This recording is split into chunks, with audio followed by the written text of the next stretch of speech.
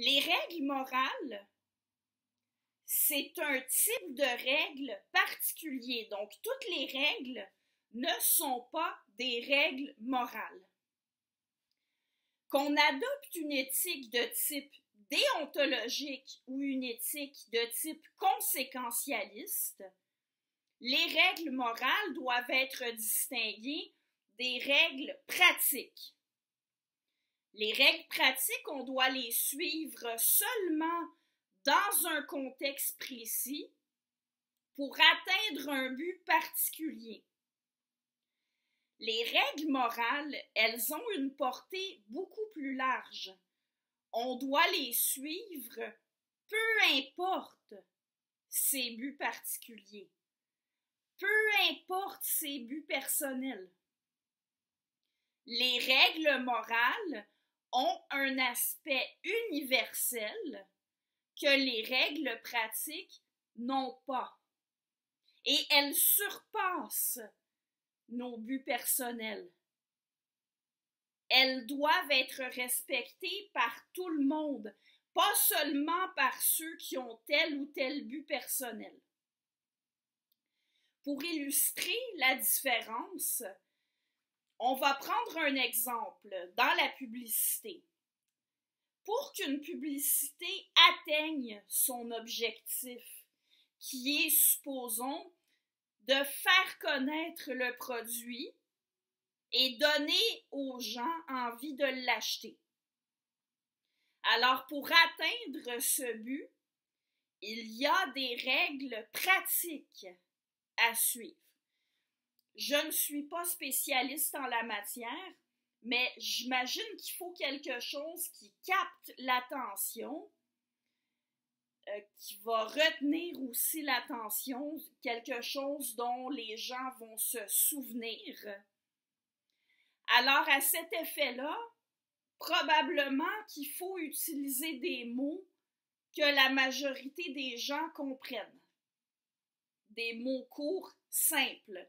Parce que si les gens ne comprennent pas ce qu'on leur dit, ils ne le retiendront pas.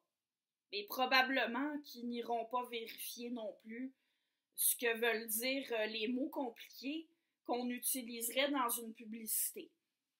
Alors, je vais supposer qu'en publicité, il faut utiliser les deux règles pratiques suivantes. Il faut utiliser des mots courts et simples. Il faut éviter d'utiliser des mots que les gens ne comprennent pas déjà en publicité.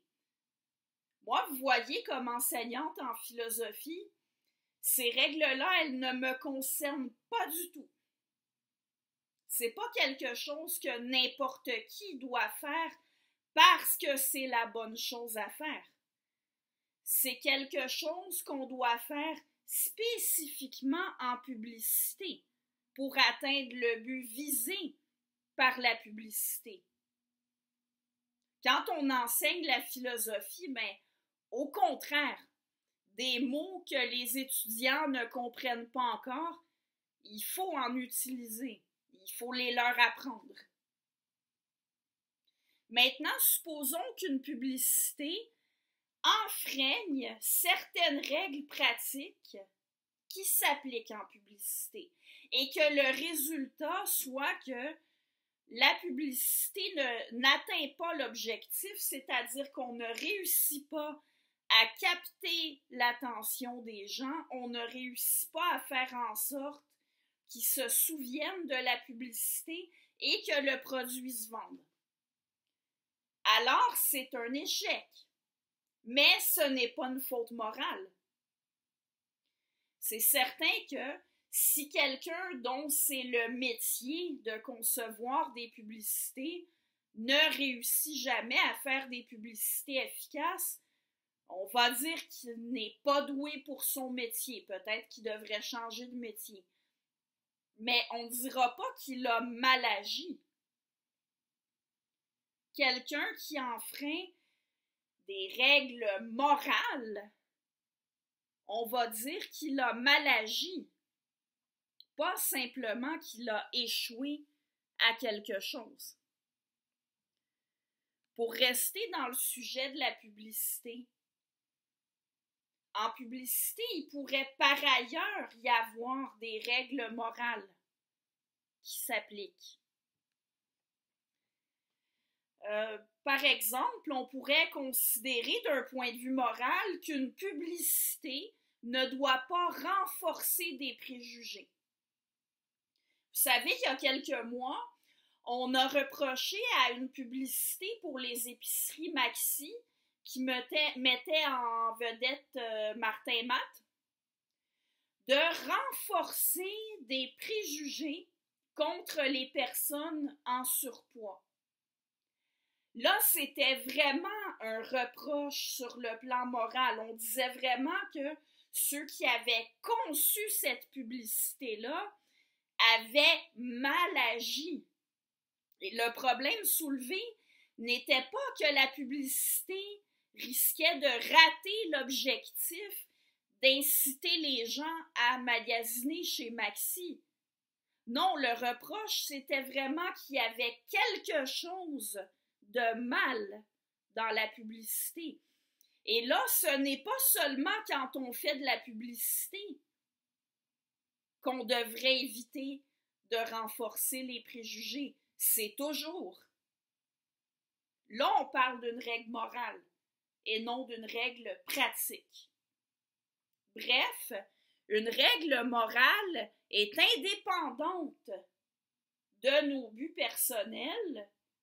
Elle est indépendante des buts particuliers, mais elle est aussi plus importante.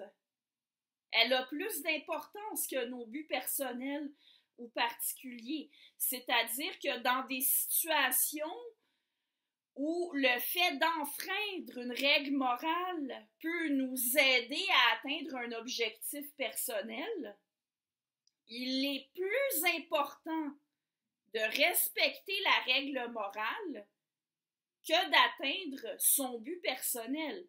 Et quelqu'un qui accorde plus d'importance à son but personnel qu'à la morale, ben comme on dit, c'est quelqu'un qui agit mal.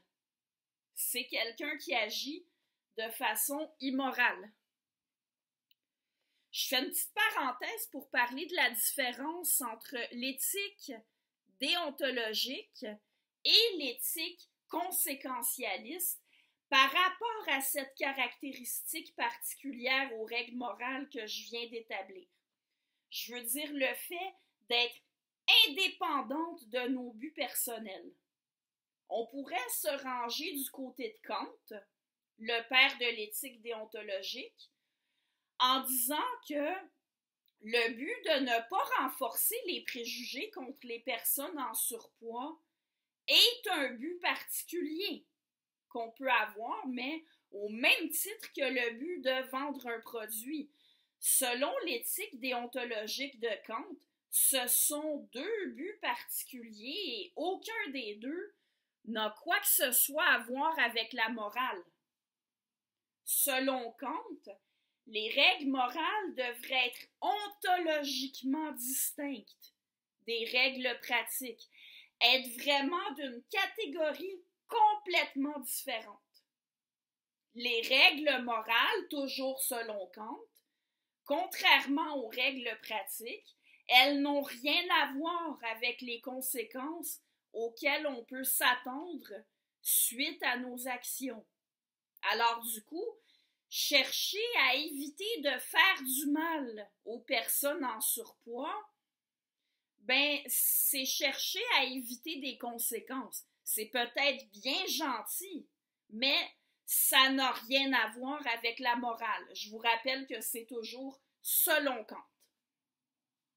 En éthique, on utilise le concept d'impératif catégorique et celui d'impératif hypothétique pour faire la différence.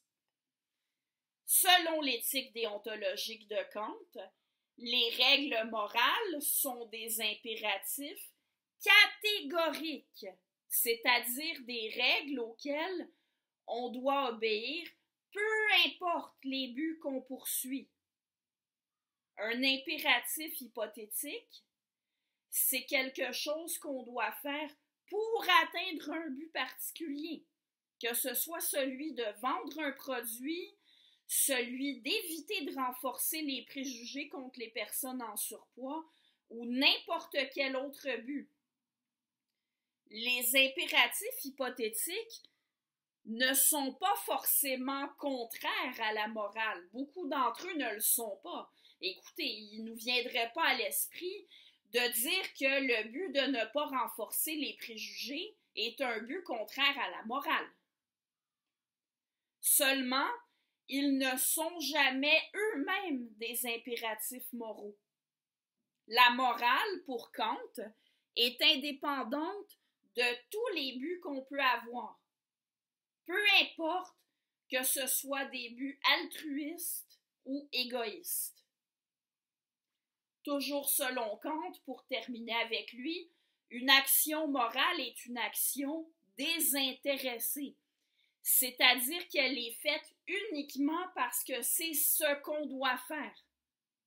Quand on agit pour atteindre un but, que ce soit un but altruiste ou un but strictement égoïste, l'action que l'on fait n'est pas morale. Elle n'est pas forcément immorale, mais elle n'a pas de valeur morale. Parlons maintenant de la morale conséquentialiste, dont l'utilitarisme est la version la plus connue. Alors, selon les conséquentialistes, au contraire, les règles morales demeurent des impératifs hypothétiques. On établit ce qu'on doit faire selon les conséquences de nos actions.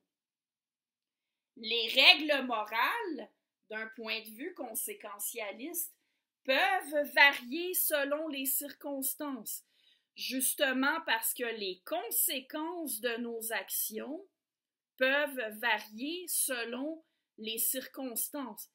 Mais attention, ça ne veut pas dire que la différence entre règles morales et règles pratiques n'existe pas si on adopte une conception conséquentialiste de l'éthique. Peut-être que la différence est moins tranchée. Il y a certainement des règles qui sont à la fois des règles morales et des règles pratiques. Il reste que la différence entre un but moral et un but personnel existe bel et bien. Un but moral, c'est un but qui tient compte des autres, des conséquences de nos façons d'agir sur la société dans son ensemble, ou en tout cas sur ceux qui sont autour de nous, sur ceux qui peuvent être affectés par nos actions. La différence entre agir pour le bien commun et agir de façon à atteindre des buts personnels est assez claire, même si dans la pratique, des nuances peuvent exister. Alors, pour résumer, les règles morales, aussi bien d'un point de vue déontologique que d'un point de vue conséquentialiste, se distinguent par leur caractère impartial. On considère que tout le monde devrait s'y conformer, pas seulement ceux qui poursuivent un objectif en particulier.